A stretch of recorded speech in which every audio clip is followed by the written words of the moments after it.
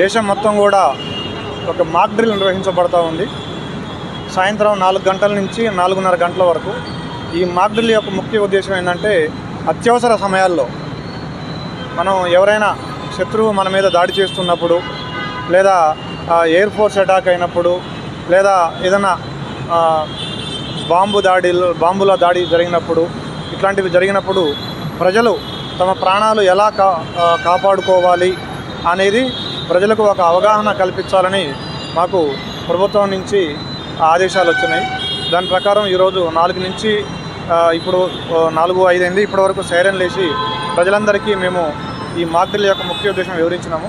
దీని ప్రకారం ఏంటంటే, ప్రజలందరికీ మరొకసారి మీడియా ద్వారా మా యొక్క విన్నపం ఏంటంటే, మీరు ఏదైనా అత్యవసరమైన పరిస్థితి వచ్చినప్పుడు, ఇంతకుముందు చెప్పుకున్నట్టుగా ఏదైనా విమానాల ద్వారా దాడి కానీ, లేదా బాంబుల ద్వారా దాడి జరిగినప్పుడు, లేదా ఇంకేదైనా అత్యవసర పరిస్థితి వచ్చినప్పుడు మీరు ఇమ్మీడియట్గా చేయాల్సిన పని ఏంటంటే, మీరు రోడ్డు మీద ఉన్నట్టయితే, ఆరు బయట ఉన్నట్టయితే ఇమ్మీడియట్గా ఒక క్లోజ్డ్ సురక్షిత ప్రాంతాలకు వెళ్ళిపోవడం అనేది ఇంపార్టెంట్. లేదు, మీకు ఒకవేళ ఆకాశం మార్గంలో కనుక దాడులు జరుగుతున్నాయని మీకు కనుక అనుమానం వస్తే, అది నైట్ టైం అయితే కనుక లైట్లను ఇమ్మీడియట్గా బంద్ చేసుకోవాలి.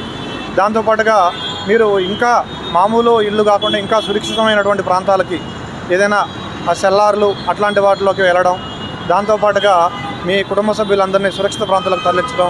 ఒకవేళ ఎవరైనా ప్రమాదవశాత్తు గాయపడినట్టయితే వాళ్ళని తక్షణమే హాస్పిటల్కి తీసుకెళ్లడం. అదేవిధంగా జనసమ్మర్దం ఉండే ప్రాంతాలు, పార్కులు కానీ, రెస్టారెంట్లు కానీ, సినిమా థియేటర్లు కానీ, ఇట్లాంటి వాటిని అవాయిడ్ చేయడం. అత్యంత అవసరమైతే తప్ప మీరు ప్రయాణాలు చేయకపోవడం, ఇంట్లోనే సురక్షితంగా ఉండడం. ఇవన్నీ ఎప్పుడంటే ఎమర్జెన్సీ సిచ్యువేషన్ వచ్చినప్పుడు మాత్రమే, ప్రతిరోజు అని కాదు. ఎమర్జెన్సీ సిచ్యువేషన్ ఉంది, మన ప్రాంతం అటాక్ లోనైంది, మన ప్రాణాలు ప్రమాదంలో ఉన్నాయి అన్నప్పుడు ఇలాగ మీరు సురక్షితమైన ప్రాంతంలో ఉండాలి. అత్యవసరం అయితే తప్ప మీరు ఎక్కడికి కదలకూడదు. అదేవిధంగా ఎవరైనా గాయపడితే వాళ్ళని ఇమీడియట్గా హాస్పిటల్లో తీసుకెళ్ళాలి. ఏదైనా అత్యవసరం వస్తే మీరు లోకల్ పోలీస్ స్టేషన్ కానీ, ఆర్మీ కానీ, ఎయిర్ ఫోర్స్ వారికి కానీ సమాచారం అందించవచ్చు.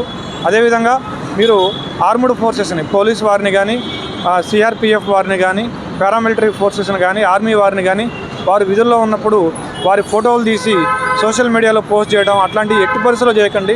దాని ద్వారా మనమే మన ఆర్మ్డ్ ఫోర్సెస్ సమాచారాన్ని ఎనిమికి ఇచ్చిన వారం అవుతాము.